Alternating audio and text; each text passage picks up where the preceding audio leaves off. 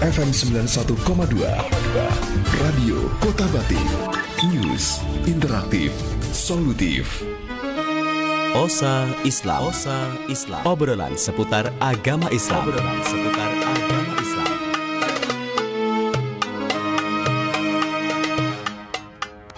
Assalamualaikum warahmatullahi wabarakatuh. Selamat malam kawan, berjumpa lagi bersama dengan saya Ozi di Osa Islam, obrolan seputar agama Islam. Dan seperti yang tadi sempat saya sampaikan, malam hari ini Osa Islam akan ngobrol selama 1 jam bersama dengan Ustadz Muhammad Haidar dari Kantor Urusan Agama Pekalongan Utara, penyuluh agama Islam fungsional. Sudah hadir di studio, langsung saja kita sapa beliau. Assalamualaikum Ustadz Haidar. Waalaikumsalam warahmatullahi wabarakatuh. Kabar sehat Ustadz G? Alhamdulillah. Alhamdulillah, luar biasa. Iya, ini sudah lama ini nggak ke Radio Kota Batik. Terakhir kapan Ustadz? Ya. Puasa kemarin ngisi di sini? Ngisi. Oh, sore kali itu ya, sore ya. Ketemunya sama siapa itu? Vita apa ya? Kita kan Fitri? giliran. Muter. Iya muter. Ini kan penyuluh yang utara, terus kita gantian ke penyuluh yang kecamatan Pekalongan yang lain. Empat kecamatan ini ya dapat jatah semua ya. Dan tidak satu orang tok. Iya, dan digilir aja gitu ya. Iya. Dan kesibukan luar biasa ini Ustadz di ya, KUA. Begitulah. Ya kita juga ada tambahan kesibukan juga di aktivitas Mall Pelayanan Publik. Buka di situ juga nggih? Iya, Akhirnya nggih. Iya. Itu berarti semua KUA? Semua instansi. Semua instansi. Ada di situ semua. Kemenak, nggih. BRI, Dinas Perhubungan, ada semua. Itu jadi satu pintu nggih, satu atap nggih. Ya. Lebih mempermudah buat masyarakat nggih. Kan pelayanan kita. Nggih, luar biasa ini. Iya. Baik. Nah, Ustadz Haidar ini sekarang hadir lagi di Radio Kota Batik dan bertepatan juga udah masuk ke bulan Rabiul Awal nggih. Iya, Rabiul Awal. Malam ketiga apa nggih? Iya. Nah ini pas banget nih momennya nih. Jadi malam ini juga kita menyambut bulan kelahiran Nabi Muhammad SAW. Nah sebagai umatnya ini Ustadz, perlu nggak sih Ustadz kita menyambut bulan kelahiran Nabi Muhammad begitu Ustadz? Menurut Sayyidina Umar Ibnul Khattab radhiyallahu an, beliau mengatakan bahwasanya man 'azzama maulidan Nabi sallallahu alaihi wasallam faqad ahyal Islam. Man 'azzama, barang siapa yang mengagungkan maulidan Nabi sallallahu alaihi wasallam, hari kelahiran Nabi Muhammad sallallahu alaihi wasallam, faqad ahyal Islam, maka dia benar-benar menghidupkan agama Islam. Makanya kita harus wajib memperingati hari-hari besar di dalam agama Islam. Kalau kita tidak memperingati hari-hari yang ada di agama Islam, maka agama Islam itu akan mati. Tidak ada peringatan ya. Akhirnya akan hilang ya. Akan hilang ya. Nah, ini memprihatinkan. Faqad ahyal Islam itu kata Sayyidina Umar Ibnul Khattab. Ya. Jadi termasuk peringatan Maulid Nabi pun ya harus kita ini juga ya. Kita kan juga, biar tahu sejarahnya Nabi Muhammad, bagaimana kehidupannya, bagaimana sifat-sifatnya, bagaimana tentang masyarakat, bagaimana tingkah lakunya, perbuatannya, itu semua ada di diri Nabi Muhammad. Uswatun hasanah, sebagai suri tauladan yang baik ya. Iya. Baik. Nah, dengan cara apa Ustadz kita untuk memperingati atau menyambut bulan kelahiran Nabi ini? Biasanya masyarakat umum mengatakan Maulid Nabi bukan hanya tanda kutip, dengan perayaan yang meriah, dengan perayaan yang begitulah. Padahal yang terpenting adalah kita meneladani sifat-sifat beliau semasa hidupnya. Bukan hanya peringatannya aja, tapi juga meneladani sifat-sifat beliau, perilaku beliau semasa hidupnya. Nggak cuma merayakan dengan ini aja ya. Tapi juga harus dipraktekkan dalam kehidupan sehari-hari, begitu. Nah ini untuk mengingat kembali nih Ustadz, mungkin bisa diceritakan lagi bagaimana untuk sejarahnya sendiri di hari kelahiran Nabi ini sendiri bagaimana, terus kemudian sejak kapan akhirnya ada tradisi untuk memperingati peringatan bulan Maulid ini yang sudah biasa kita lihat ya, terutamanya di Pekalongan, menggelar pengajian, mungkin menggelar dengan adanya kegiatan yang bermacam-macam, kayak ada hitan massal, bahkan ada nikah massal seperti ini, Ustaz. Nah itu peristiwanya pertama kali seperti apa, Ustaz? Yang saya pernah pelajari bahwasanya pertama kali Maulid Nabi diadakan abad ke-3 di dinasti Fatimiyah. Itu mengatakan Maulid Nabi karena apa? Ingin menyatukan umat Islam dengan cara apa? Lah itu dengan cara mengatakan perayaan-perayaan. Berkaitan dengan itu pas momen Rabiul Awal. Itu mulai abad ke-3 tahun 363. Hijriah. Hijriahnya tahun 363 dinasti Fatimiyah. Iya, udah lama nih. Udah lama sekali. Udah berabad-abad. Ini udah betul. Nah, itu kalau di Indonesia sendiri sejak kapan, Ustaz? Ada peringatan seperti ini? Juga saya pernah pelajari bahwasanya sejak Wali Songo masuk ke Indonesia, ke tanah Jawa, itu mulai diadakan Maulid Nabi. Lah, dengan cara apa? Kan Jawa kan terkenal dengan perayaan 30 hari, 40 hari ya, itu ya. 40 dino. Nah, itu diselingi dengan perayaan Maulid Nabi. Ya, itu jadi diselingi. Tradisi-tradisi Jawanya tidak dihilangkan. Masih tetap tapi disisipkan. Nah, begitu, kalau di luar negeri saya nggak tahu ya, karena hanya hidup di sini aja. Tapi kalau peringatan di sana seperti apa sih, Ustaz? Kalau misalkan di Arabnya sendiri atau mungkin di negara-negara yang lain bagaimana? Semeriah di Pekalongan kah seperti itu? Kalau di Mekah itu di tempatnya Syekh Maliki, diadakan peringatan Maulid Nabi. Ya seperti kita, ya. Sama halnya di sini. Sama ya. Sama seperti kita. Meriah juga nggak? Kalau di masjidnya tidak ada, tapi di semacam majelis pondok pesantren di Syekh Maliki itu diadakan peringatan Maulid Nabi. Rutin malah. Bahkan bisa dalam seminggu berapa peringatan itu. Karena memuliakan Nabi Muhammad itu bagi kita itu sangat penting sekali. Ya, karena dengan peringatan kita merayakan kelahiran Nabi Muhammad SAW, kita mengenal siapa Nabi kita. Dan insya Allah dengan kita mengenal Nabi kita insya Allah dikenal oleh Nabi kita. Dan mudah-mudahan mendapatkan syafaat juga nantinya ya. Nah itu dia ya. Tapi ini mengenai juga kegiatan-kegiatan di bulan Maulid seperti ini, Ustaz. Terus kemudian baca barzanji begitu kan di musola, di masjid. Nah, kalau misalkan seandainya dalam suatu waktu terus kemudian kita belum bisa nih menghadiri majelis pembacaan Maulid tadi. Ada hukum tersendiri nggak, Ustaz? Karena mungkin kesibukan begitu, takutnya kan waduh saya belum bisa ini nih merayakan Maulid dengan ikut kegiatan-kegiatan di musola ataupun di masjid begitu, Ustaz. Itu kan kita kan tidak wajib ya. Tapi setidaknya seumpamanya ada waktu yang luang gitu ya, kita bisa ikut merayakan peringatan Maulid Nabi tersebut. Begitu nggih. Iya. Bahkan sebenarnya untuk peringatan semacam ini pun sudah diajarkan sejak waktu di sekolah gitu nggih. Kalau misalkan di bulan Maulid itu saya masih ingat dulu waktu di SD itu suruh bawa jajan rame-rame muludan begitu nggih. Itu kan juga mengajarkan kita tentang bersosialisasi. Itu juga ada manfaatnya juga nggih. Bukan hanya sekedar makanannya, tapi kan di balik itu ada artinya sendiri. Ada tujuannya. Saling berbagi, saling mengenal, saling interaksi dengan yang lain. Nah, itu dia ya. Iya. Daripada kita di rumah tok ya tidak tahu luar, tidak tahu perkembangan di luar ya. Waduh, iya sih ya, memang harus seperti itu biar bisa ada kegiatan sosial juga begitu nggih, Ustaz. Baik, nah ini termasuk juga buat Anda kawan yang lagi mendengarkan kita di FM 91,2 Radio Kota Batik ataupun juga mungkin yang masih menyaksikan kita ya di siaran YouTube Facebook RKB Official.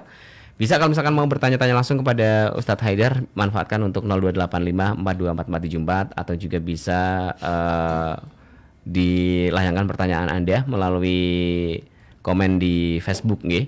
Ustadz, nanti kita akan lanjut lagi untuk obrolan kita malam hari ini. Dan pastikan juga kawan masih bersama kami di Osa Islam, obrolan seputar agama Islam. FM 91,2 Radio Kota Batik. Radio Kota Batik. Di dunia ini gak ada yang gak bermasalah, ya gak sih? Seperti yang terjadi pada layanan publik di kota kita tercinta. Apapun bisa jadi masalah. Apalagi kalau sampai tak tertangani, bisa makin runyam tuh. So, biar gak makin runyam, yuk simak dan gabung talk show Layanan Publik. Sebuah program yang mengulas problematika layanan publik dan solusinya. Setiap hari Selasa, pukul 13.00 hanya di FM 91,2 Radio Kota Batu. Siapa tuh? Aduh, ini kucing siapa sih? Jadi masalah nih. Duh. Elafros. Diam, aku tahu siapa itu Elafros. Kau yakin mengenal Elafros? Aku sangat yakin. Dia produsen makanan beku yang menawarkan banyak olahan makanan laut beku. Kau benar, itu Elafros.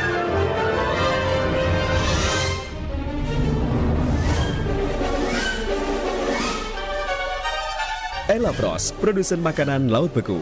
Elafros menyediakan berbagai produk makanan laut beku yang cocok untuk masyarakat dan para pelaku UMKM.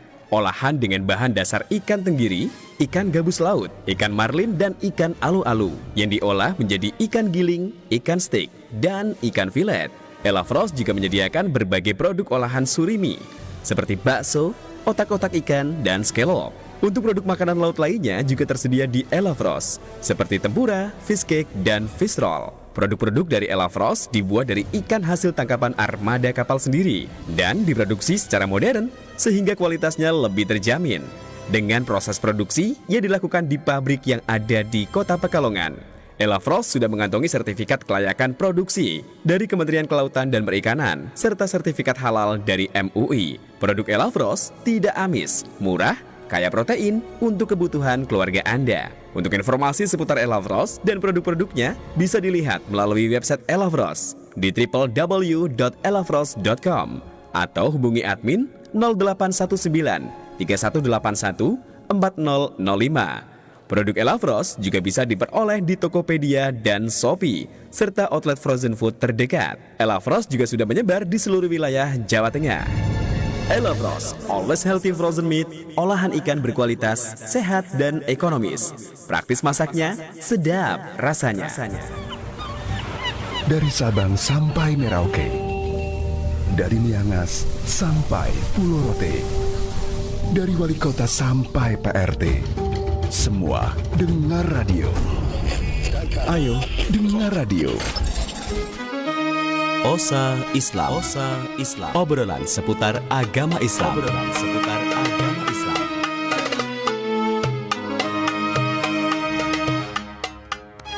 Dilanjut kembali untuk Osa Islam, obrolan seputar agama Islam malam hari ini, dan masih bersama dengan Ustadz Haidar. Kita masih membahas tentang menyambut bulan Maulid Nabi Muhammad SAW.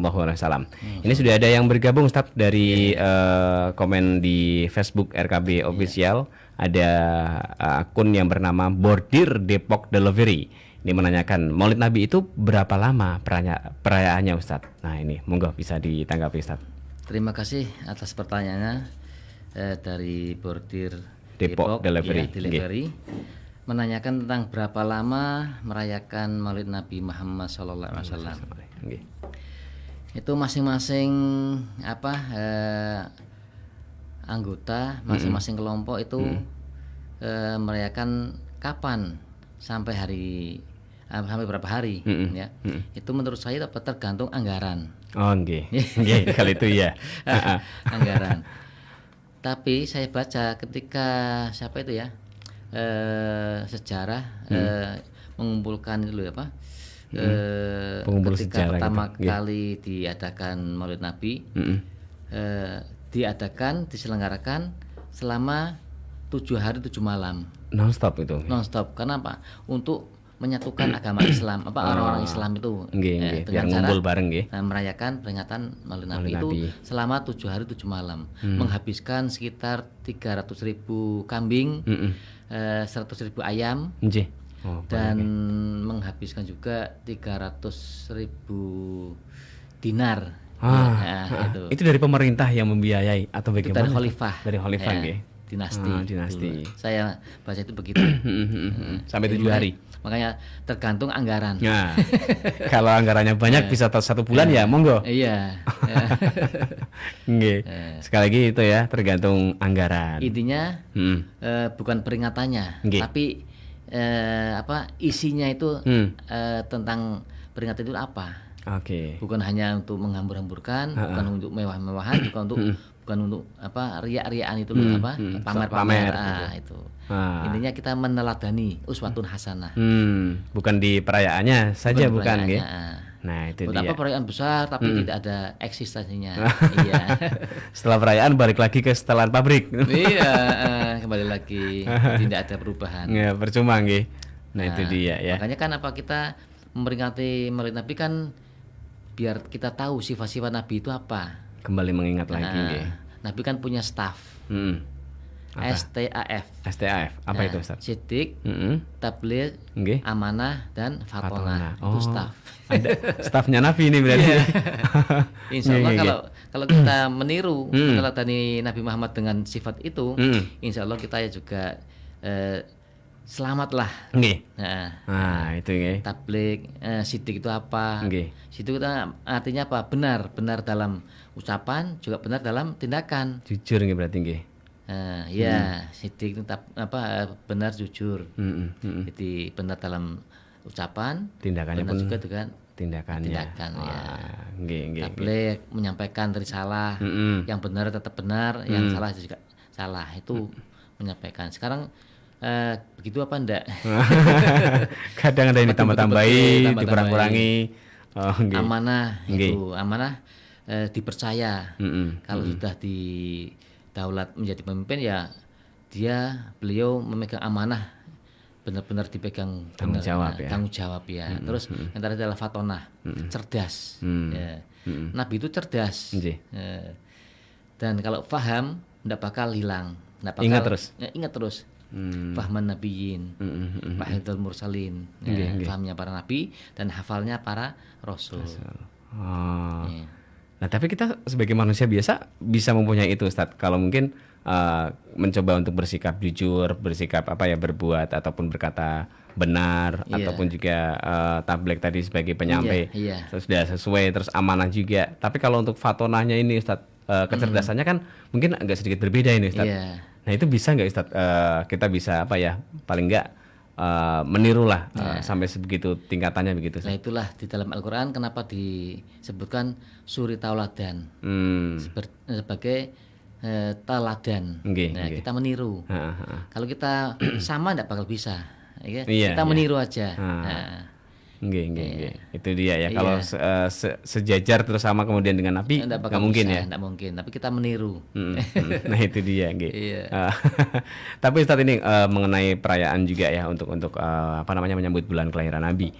Ada beberapa kelompok mungkin yang kurang setuju adanya perayaan Nabi seperti ini. Nah, berarti apakah mereka tidak ada usaha, Ustadz, untuk bisa menghidup-hidupkan agama Islam begitu, karena perayaan aja katanya nggak boleh begitu. Nah, bagaimana ini tanggapan dari Ustadz Haidar? Kalau menurut saya itu masing-masing kelompok itu ada pegangan sendiri-sendiri. Asalkan jangan saling menyalahkan. Jangan saling ini nggak boleh. Padahal itu semua itu ada pegangan sendiri-sendiri. Bagi yang merayakan ada pegangannya, bagi yang tidak merayakan juga ada pegangannya. Jangan saling serang. Punya dalil masing-masing. Nah, kita kita perbaiki, kita hias, kita ibaratnya rumah kita cat rumah kita sendiri biar cantik rumah kita. Jangan ngecat orang lain tapi kita tidak di rumah kita malah semrawut. Malah semrawut itu. Jangan sampai yang seperti itu, nggih. Nah, oke. Nah, ini juga Ustadz untuk bisa mengingatkan kembali ke kita lagi ya untuk kisah-kisah teladan dari Rasulullah. Tapi kalau misalkan kita balikan lagi ke era yang sekarang dengan begitu teknologi yang berkembang begitu ya. Nah, bisa nggak Ustadz kiranya kalau misalkan memperingati Maulid Nabi ini mungkin dengan cara-cara yang lain, semisal kita kalau biasanya mengadakan pengajian secara langsung begitu nggih di masjid atau di majelis taklim. Kalau misalkan itu kita menggelar pengajian secara virtual begitu untuk apa ya memperingati Maulid Nabi juga, tapi dengan cara mungkin di online begitu, kiranya bisa nggak sebagai apa ya bentuk bakti kita ataupun kita sebagai umat memperingati Maulid Nabi ini, Ustaz? Ya itu kita juga jangan ketinggalan dengan teknologi sekarang ya. Kemajuan teknologi nggih. Kita dakwah itu apa? Kita dakwah sesuai dengan keadaan kita. Keadaan kita sekarang ada YouTube, kita melalui YouTube. Kita dengan TikTok. Ada TikTok. Ya, TikTok. Kita via itu kita manfaatkan. Kemajuan teknologi itu yang kita manfaatkan. Allah Ta'ala menciptakan alam ini untuk manusia. Tinggal kita manusianya bisa memanfaatkan apa enggak. Seperti itu nggih. Iya. Jadi tidak masalah juga kalau misalkan kita Insya Allah tidak masalah. Itu kan dalam tanda kutip untuk kebenaran dan kemaslahatan umat. Untuk berdakwah tadi menyampaikan mungkin orang kebaikan. Itu tidak bisa hadir di suatu tempat.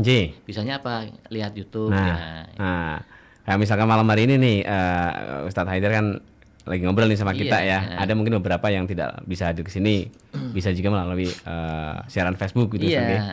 Jadi tidak masalah juga. RKP melalui radio. Nah, itu juga. Bisa juga ya. Banyak media lah untuk bisa banyak kita sekali. Bukan hanya sebagai dengan interaktif melalui face to face itu enggak. Melalui dunia maya ya juga bisa. Maya itu begini kayak radio RKP itu siaran televisi, YouTube banyak sekali. Banyak alat itu. Dan insya Allah dengan kita memanfaatkan media-media itu akan kembali kebaikan kepada kita. Insya Allah, amin. Seperti itu nggih. Nah ini juga nih Ustaz, ada juga yang menanyakan ini. Nggak tahu ini, nggak ada namanya ini. Ustaz mau tanya ini, kalau misalkan Kanjeng Nabi itu pernah nggak sih merasakan galau seperti halnya anak muda zaman sekarang begitu, Ustaz? Wah, ini bagaimana, Ustaz? Ya, terima kasih atas pertanyaannya yang menanyakan tentang keadaan Nabi yang pernah merasakan galau gitu. Galau.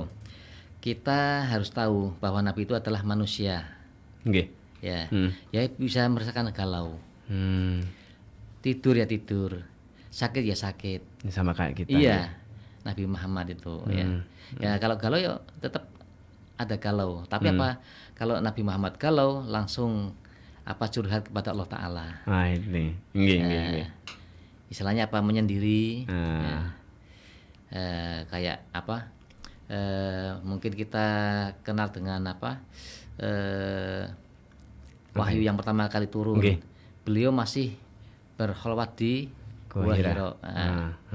Saya pernah ke sana, Mas. Pernah. Waduh ya Allah, tinggi sekali. Itu zaman sekarang aja sulit sekali, apalagi waktu zaman itu. Kemarin saya ke sana itu Pak, ada undang-undangnya itu. Untuk bisa dilewati. Tetap susah sekali. Apalagi waktu itu, Ustaz. Waktu itu Siti Khadijah mengantar makanan sampai atas. Itu kalau dari bawah nyampe berapa meter sih, Ustaz? Tinggi sekali. Kayak mendaki gitu nggih? Kayak mendaki. Saya pakai tongkat juga. Banyak orang-orang dari negara lain tidak sanggup, nangis-nangis di perjalanan, turun lagi, tidak kuat. Banyak sekali dari India, dari Nigeria. Karena saking tingginya. Tapi setelah sampai di atas, Masya Allah, kelihatan semua yang di bawah-bawah itu. Karena paling puncak sendiri. Dikenal itu Bukit Punuk Unta. Karena namanya istilahnya itu. Karena bentuknya kayak punuk unta. Itu tinggi sekali. Saya pernah ke sana waktu haji tahun 2022. Wah, ini jadi pingin ngulang lagi ke sana, Ustaz. Ingin sekali, rindu. Luar biasa. Tapi itu berarti bebas, Ustaz, siapapun bisa. Bisa, asalkan fisiknya kuat. Saya ke sana ba'dal asar. Sampai di puncak maghrib. Oh, lumayan lama. Lama sekali. Berapa jam berarti sampai sana? Sekitar 3 jam juga sempat ngimami sana. Alhamdulillah ya. Itu berarti guanya karena saya belum tahu, belum pernah lihat juga ya, luas begitu Ustaz? Sempit. Sempit. Hanya untuk satu orang. Nggih.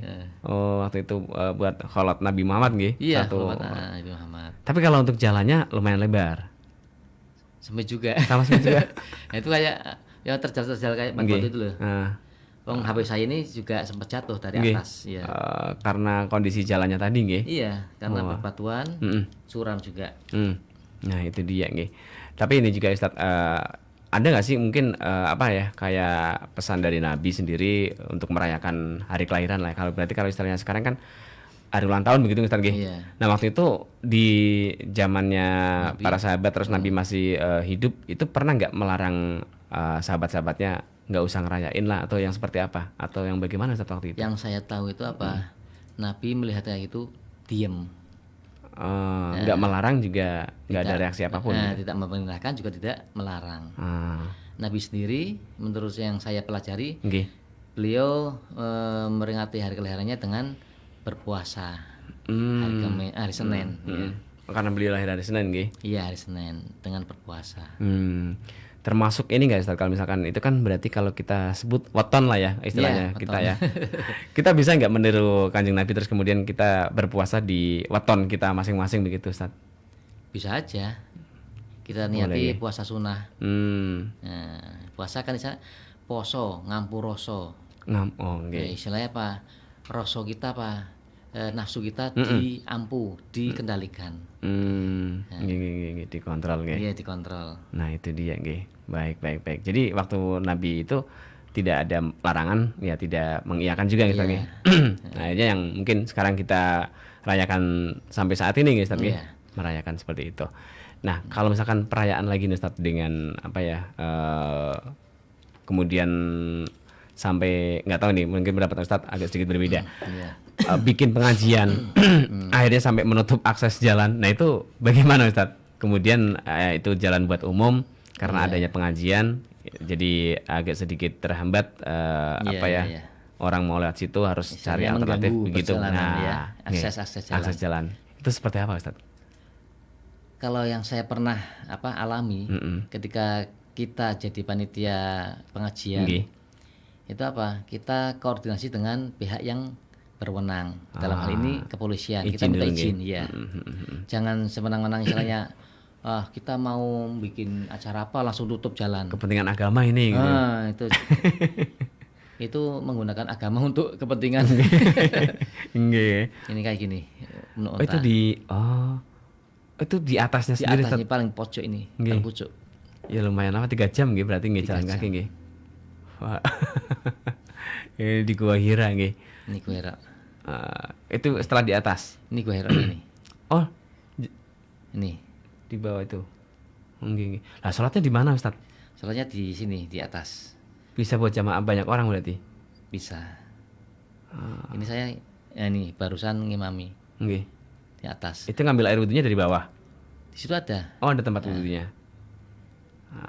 Atas. Bawah kelihatan semua. Nggih. Tinggi berarti nggih. Lah Gua Hiranya di bawah ini. Pas di bawahnya Pak jenengan niku. Iya. Di Gua Hira. Ada banyak tempat-tempat bersejarah di sana Ustaz nggih. Iya. Nah, itu tahun 2022. Iya. Itu setelah corona. Oh, sudah dibuka lagi nggih. Buka lagi itu pertama kali dibuka. Ya saya di sana juga masih Ka'bahnya masih dipagari. Dibatasi nggih. Dibatasi. Karena mungkin di sana belum sebebas sekarang mungkin nggih.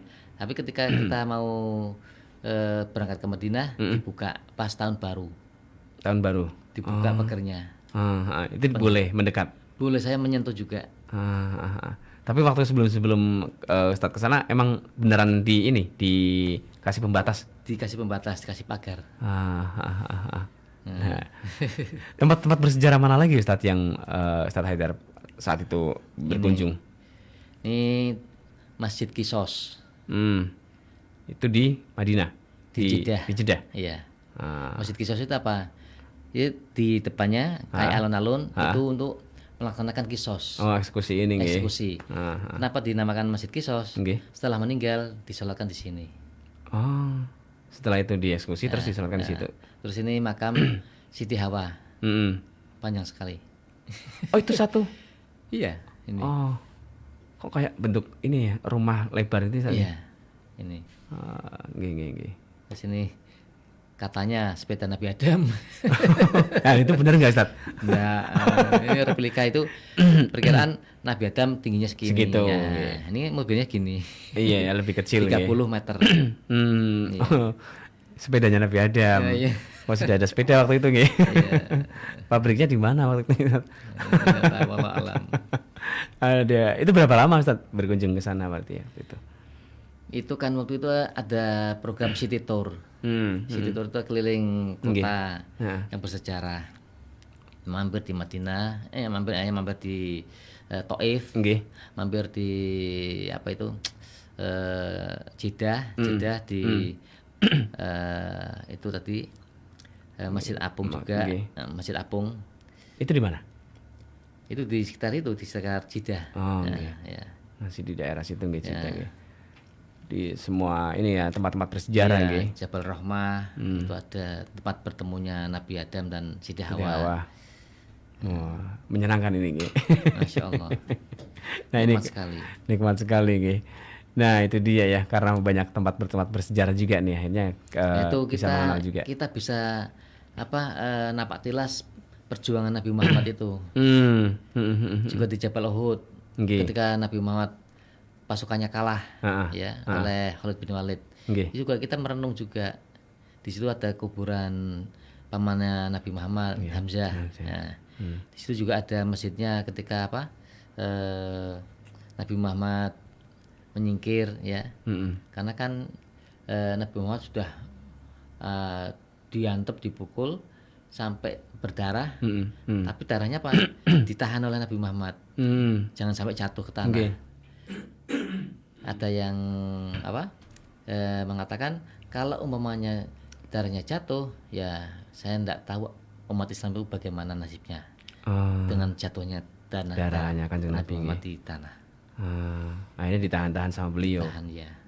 Wah, ini perjuangannya luar biasa nggih.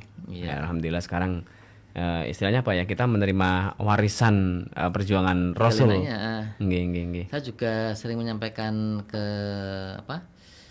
di lapas juga ini kalau kita lihat telapak tangan kita ini kan ada ya bukan pasti ya. Ini angka 81. Ini 18. 81 kurang 18 63 itu umur Nabi. Kanjeng Nabi. Nggih.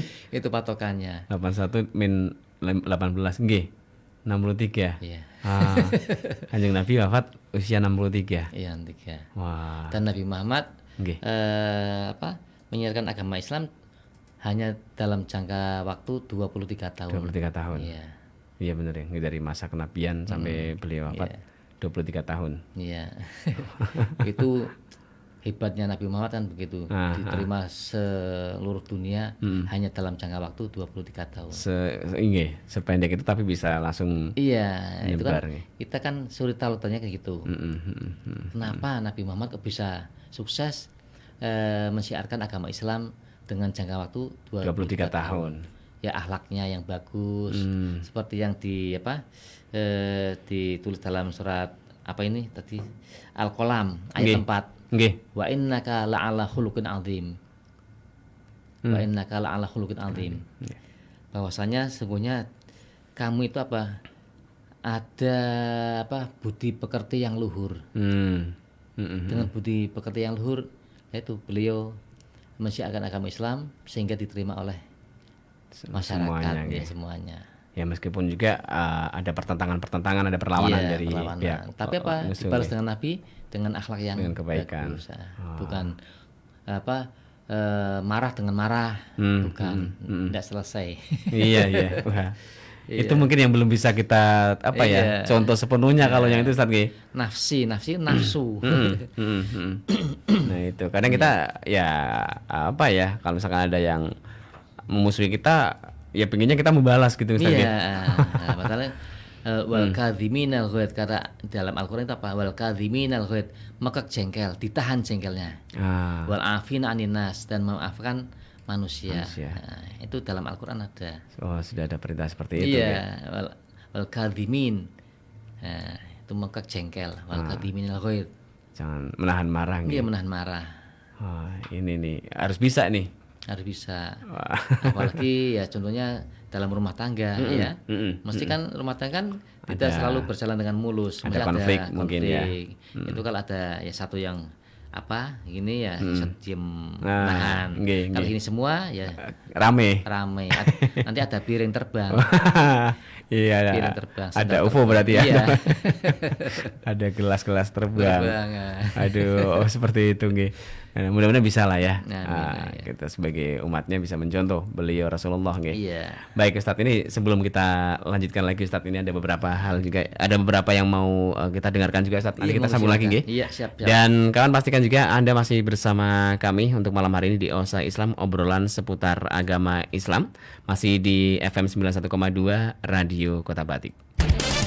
FM 91,2 Radio Kota Batik.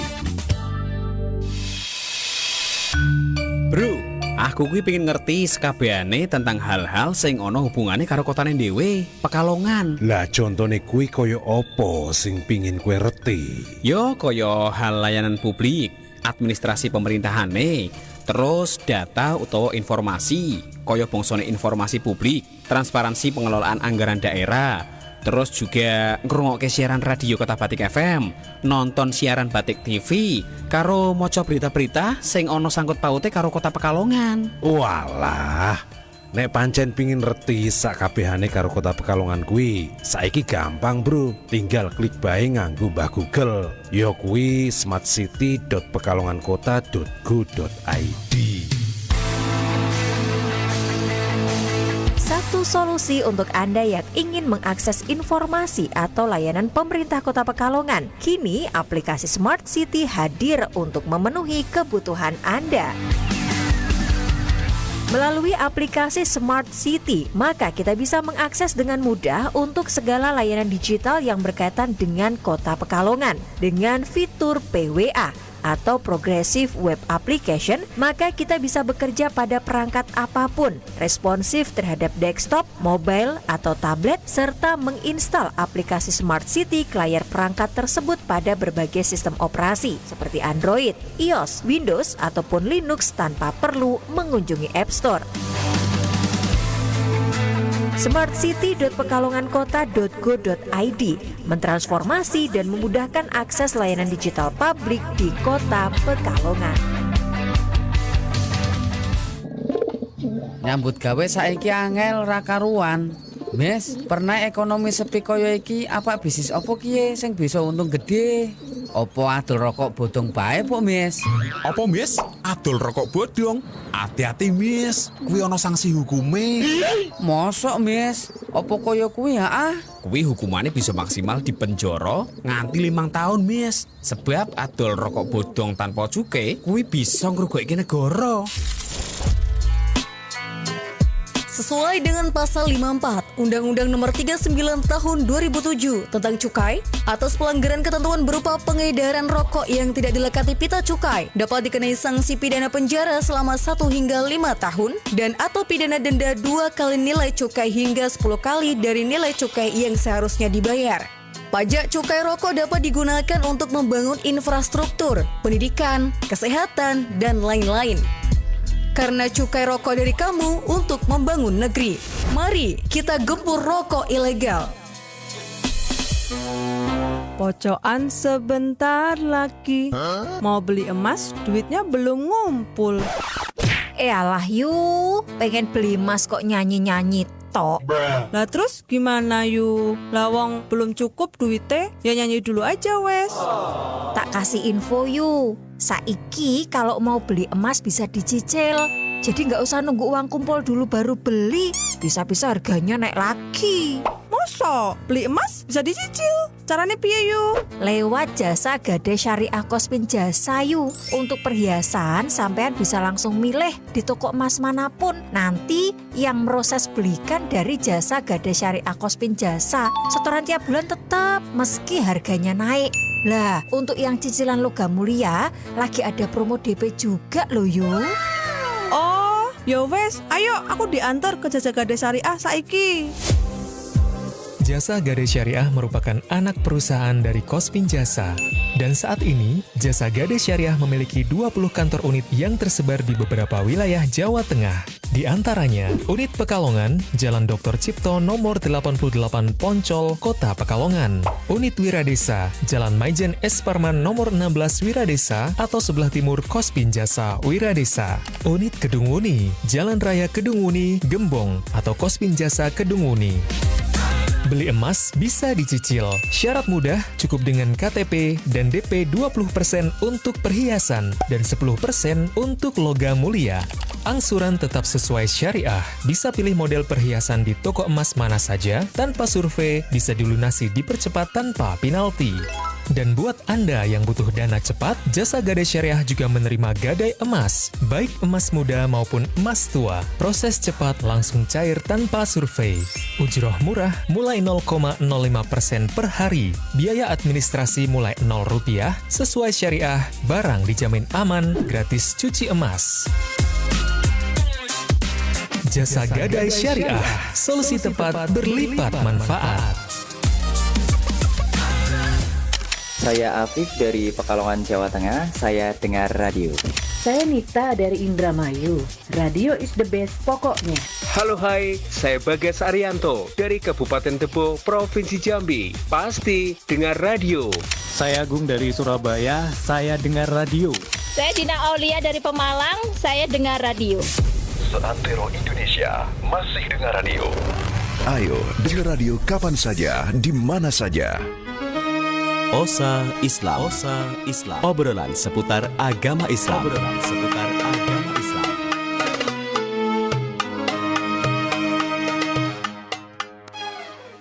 Kembali kita lanjutkan lagi untuk Osa Islam, obrolan seputar agama Islam. Masih bareng sama Ustadz Haidar juga malam hari ini. Kita masih membahas juga tentang menyambut bulan Nabi Muhammad SAW di bulan Rabiul Awal ini, Ustadz.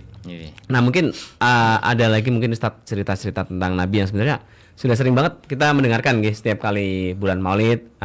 Ada beberapa majelis juga yang membahas tentang kisah-kisah teladan Nabi. Tapi mungkin ada nggak sih Ustadz satu atau mungkin beberapa hal yang belum diketahui atau mungkin ternyata Nabi ada loh seperti manusia juga, seperti pada umumnya tadi juga merasakan kegalauan. Ada hal-hal lain lagi nggak Ustadz yang mungkin bisa kita ketahui dari Kanjeng Nabi sebagai seorang manusia ya yang tentunya juga sama seperti kita begitu, Ustadz? Ya, terima kasih ya. Nabi Muhammad itu walaupun sebagai pemimpin yang harus kita ketahui bahwasanya beliau sebagai pemimpin mesti di depan. Bukan beliau istilah mentang-mentang pemimpin di belakang, yang maju anak buah. Ya. Itu contohnya ketika di perang Uhud, di Jabal Uhud, itu beliau yang memimpin perangnya, perang.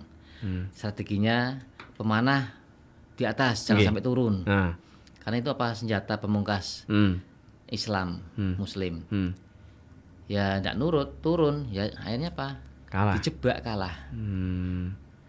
Gitu. Wah, ini ya sebagai seorang pemimpin ya bukan cuman bisa ngatur dan nyuruh-nyuruh aja terjun. Ikut terlibat juga. Wah, itu tuh. Terlibat juga. Ya, mudah-mudahan nih pemimpin-pemimpin ya bisa pemimpin mana aja bisa mungkin keluarga. Jangan hanya nyuruh anaknya, tapi kasih contoh juga. Sholat dong. Dia masih main HP. Nggih. Ada lagi nih Ustadz dari Cikgu Fitro, ini Bu Guru ini. Cikgu Fitro di Stono.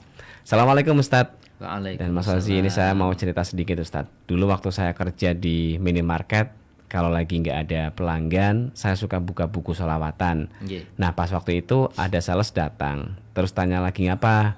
Aku jawab lagi sholawatan. Lalu dia bilang, itu bid'ah itu. Terus aku jawab, tak tunggu ya muka-muka sampai orang untuk syafaat Kanjeng Nabi. Dianya marah. Nah terus gimana nih Ustaz caranya menanggapi orang-orang yang seperti itu, yang mengatakan ini bid'ah, itu bid'ah. Nah itu gimana sikap kita Ustaz? Ya seperti yang tadi saya sampaikan dalam Al-Quran, wal kadhiminal ghaidh, maka menahan itu aja. Wah, itu sabar. Sambil doain, mudah-mudahan dia yang ngomong begitu ya tahu. Tahu. Nggih. Dikasih pemahaman lagi nggih. Tapi kita kan sholawat kan mendoakan Nabi. Insya Allah kalau kita mendoakan, kita ya didoakan oleh Nabi. Ada timbal balik. Di dunia ini Allah ciptakan adalah berpasang-pasangan. Ada timbal balik. Ada atas, ada bawah. Ada kanan, ada kiri. Ada perempuan, ada laki-laki. Ada ganteng, ada jelek. Ada bawah, ada atas. Itu berpasang-pasangan. Ada neraka, ada surga. Nah, itu. Makanya kita tidak usah nanggapi yang terlalu serius. Diamkan aja. Pak omongnya apa terserah. Terserah. Tapi kalau kita doakan yang tadi Ustadz, kalau misalkan ada yang nggak suka kita dengar kita baca sholawat begitu nggih. Boleh nggak sih kita mendoakan, wah kamu yang nggak suka saya baca sholawat, saya doakan kamu nggak dapat syafaat Nabi gitu. Ya hasilnya enggak usah begitulah. Enggak perlu nggih. Enggak perlu lah. Enggak perlu. Mungkin karena emosi ya, mungkin spontanitas gitu. Iya. Iya, karena memang kenyataannya ada beberapa yang ketika lagi mendengarkan salawatan di musola sembari menunggu qomat gitu nggih. Ada beberapa yang enggak begitu suka Ustaz. Bahkan mengkritik, itu ngapain harus seperti itu ganggu aja nih kalau misalkan ada orang yang lagi sholat sunnah gitu. Nah itu sebetulnya itu gimana Ustadz kalau misalkan kita lagi salawatan sembari nunggu iqomah terus kemudian di situ juga masih ada orang yang sedang salat sunnah gitu. Nah itu yang seperti apa Ustadz harusnya? Ya memang ya itu salawatan sambil menunggu iqomah itu daripada kita diem itu kan sholawat. Berarti apa? Sholawat kalau ada orang mendengar itu belum qomat. Bisa masih ada waktu buat tanda ya. Iya buat tanda. Tapi umpamanya ada yang sholat sunnah ya kita pelanin. Kalau bisa pelanin. Nggak usah berhenti. Kalau berhenti dikiranya sudah qomat. Jadi tidak mau ke musala. Jadi yang tadinya niatan mau datang, wah kok nggak ada suaranya, udah telat ini. Walaupun memang di Mekah aja tidak ada sholawatnya kok. Memang tidak ada. Antara adzan dan iqomah itu hampir setengah jam. Dan itu sudah dipastikan waktunya segitu nggih? Tidak ada sholawat, tidak ada apa, diem toh. Daripada diem kan kita kan membaca. Ngisi dengan sholawat. Itu cuma ada di sini aja kalau Ustadz nggih di Indonesia. Iya, di sini. Insya Allah ada di sini aja. Dengan sholawatan seperti itu tadi nggih. Ya itu kayak filosofi yang disampaikan Wali Songo. Kenapa ada kentongan, ada beduk, kentongan kan bunyi kan tong ya. Itu filosofinya apa? Bahwasanya di musola itu masih kotong itu kosong. Tong. Sedeng masih muat. Ya masuk gitu nggih. Nah, itu masuk. Masih muat ya, deng. Nah, sekarang sudah jarang kenapa? Sudah ada pengeras suara. Iya. Filosofinya gitu. Kentongan kayak di musola sudah jarang ditemui Jarang ya, karena sudah ada pengerasnya. Dulu kalau manggil jamaah kan pakai kentongan. Tong. Itu masih kotong. Wah, tempat itu masih kotong, masih bisa masuk semua nih. Iya, sedeng itu. Itu filosofinya ya. Iya, filosofinya itu. Nggih. Betul. Nah, ini ada lagi yang bergabung dari Bu Hera di Terto. Malam Mas Osi, malam juga Pak Ustadz. Ini maaf baru gabung, baru pulang berjanjian. Nah, baru maulidan ini menyambut bulan kelahiran Kanjeng Nabi. Bisa nggak sih ini acaranya sampai jam 10? Wah gini. Ini sampai jam 9 aja. Kalau jam 10 mungkin Ustadz Haider juga ada kegiatan lain ya, atau mau istirahat juga Ustadz. Umpamanya mau sampai jam 10 ya monggo. Tapi saya mau pulang. Nggak apa-apa. Monggo. Iya. Atau mau misalkan lihat di tayangan ulang juga bisa di Facebook. Iya. Nah, ini semoga juga bisa menghadiri maulidan ini selama sebulan. Memang kalau kita ngobrol-ngobrol ya enggak ada habisnya ya, enak ya. Nggih. Mau sampai kapanpun tetap bisa lah. Tapi ngobrolnya yang bermanfaat ya. Jangan ngasal gitu nggih. Ngasal atau akhirnya ngelendengi. Menggunjing. Baik, ini berkaitan juga dengan peringatan Maulid Nabi ya, Ustaz. Iya. Kalau kitab berjanji sendiri itu dari kapan Ustaz? Ada tradisi semacam itu, pembacaan Maulid berjanji. Itu sejak ulama-ulama kita kayak menyuruh ya. Yang namanya berjanji itu kan sejarah Nabi Muhammad. Terus paman-pamannya Nabi Muhammad itu kan ada semua disebutkan di situ. Nah, itu kalau kita tidak membaca berjanji, tidak membaca kitab Diba itu kita tidak tahu. Makanya apa? Yang tadi pertama kali saya sampaikan sesuai dengan perkataan Sayyidina Umar, man adzoma maulidan Nabi Muhammad SAW faqad ahyal Islam. Barang siapa yang mengagungkan hari kelahiran Nabi Muhammad SAW, faqad ahyal Islam, maka dia benar-benar menghidupkan agama Islam. Kita membaca kitab Diba, kita tahu, oh ternyata Diba itu isinya sejarah Nabi Muhammad. Kita tahu, hanya kita sampaikan pada yang lain, jadikan perayaan, jadi tahu. Kita hanya berarti kita menghidupkan agama Islam. Kalau kita tidak begitu, anak-anak kita bubar. Ya. Nggak ada regenerasi. Nggak ada regenerasi. Makanya kita ya walaupun sudah ada media sosial, ya kita ya buka-buka Diba, kita buka-buka kitab-kitab. Ya meskipun mungkin saya yakin ada beberapa aplikasi juga yang kayak tadi kitab-kitab dalam bentuk digital gitu. Iya, digital itu enggak apa-apa. Bisa juga nggih. Iya. Ada yang bertanya lagi nih, Bu Hera kembali gabung ini Ustaz. Siap. Mau tanya Ustaz, kalau untuk berjanji itu sebenarnya totalnya ada berapa kitab ini selain tadi Diba, terus ada apa lagi begitu Ustaz? Ya banyak ya, tidak bisa sebutin semuanya gitu. Ada versinya ini, versinya ini.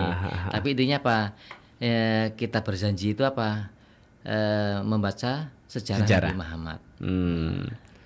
Dari situ akhirnya kita ngerti ya perjalanan Kanjeng Nabi, perjuangannya. Ya. Wah, ada banyak cerita di situ ya. Nah, seperti mungkin ya saudara-saudara yang sudah ketahui bahwasanya ada sebuah karangan tentang sejarah Nabi Muhammad yang ditulis dengan nama Kisah Rasul, Kisah Sang Rasul. Kisah Sang Rasul. Ya. Seperti ini ya. Ini sejarah Nabi Muhammad.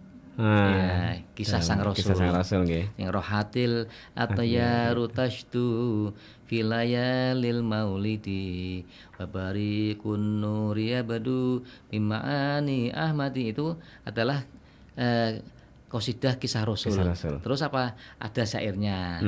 Abdullah nama ayahnya, Aminah ibundanya, itu kan sejarah. Nama ayahnya Nabi Muhammad adalah Abdullah. Ibundanya adalah Aminah.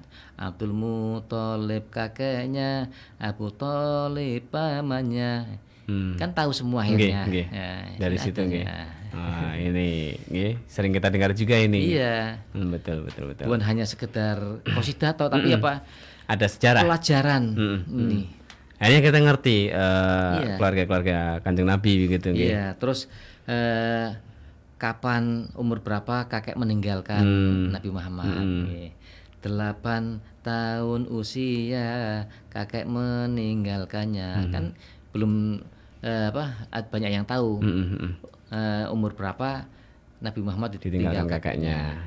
Nah, dari situ akhirnya komplit ngerti sejarah Kanjeng Nabi begitu Nah, ini terakhir Ustadz, sebelum kita tutup obrolan kita malam hari ini, dari Ustadz Haidar sendiri mungkin ada yang ditambahkan lagi kaitannya dengan menyambut bulan kelahiran Nabi. Monggo Ustadz.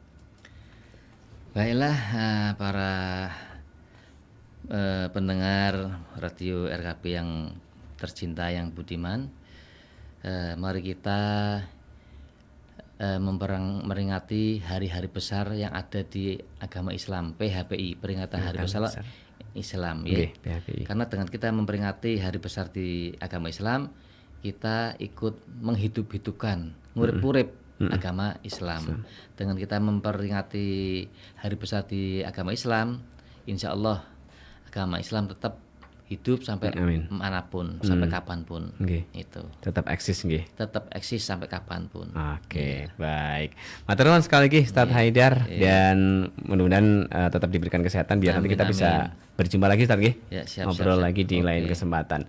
Baik, terima kasih juga untuk kawan-kawan yang sudah mendengarkan kita dari awal tadi ataupun juga yang baru bergabung untuk malam hari ini. Kita sudahi dulu untuk Osa Islam, obrolan seputar agama Islam edisi kali ini. Minggu depan kita akan lanjutkan kembali. Terima kasih, selamat malam. Assalamualaikum warahmatullahi wabarakatuh. Waalaikumsalam warahmatullahi wabarakatuh. Osa Islam. Obrolan seputar agama Islam.